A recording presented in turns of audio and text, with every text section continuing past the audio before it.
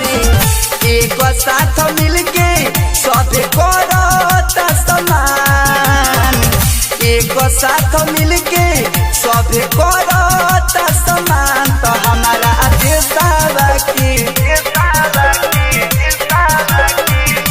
तो हमारा देशवा के शान होती रंगा पहचान, भारत मैया के शान होती रंगा पहचान।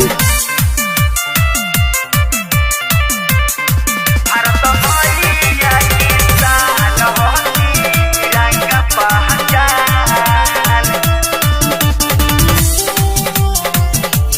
होती रंगा पहचान।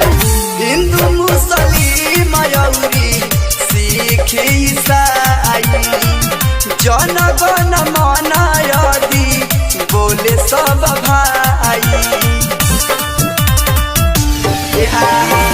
हिंदू मुस्लिम मयूरी सिख ईसाई जन गण मन यदि बोले सब भाई। यही खातिर केतना पीर भइले कुर्बान, यही खातिर केतना पीर भइले कुर्बान। तो हमारा देशवा के तो हमारा देशवा के शान होती रंगा पहचान, भारत मैया के शान होती रंगा पहचान।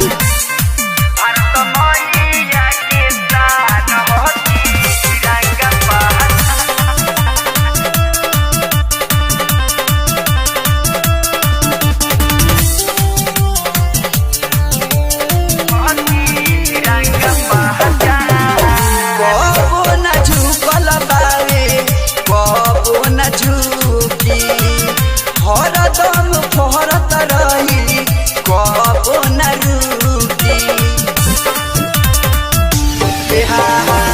कबो न झुकल बारे कबो न झुकी।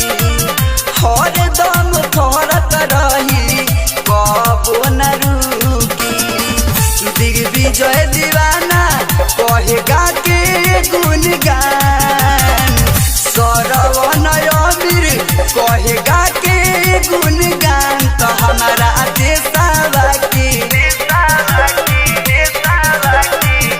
तो हमारा देशवा के शान होती रंगा पहचान, भारत मैया के शान होती रंगा पहचान।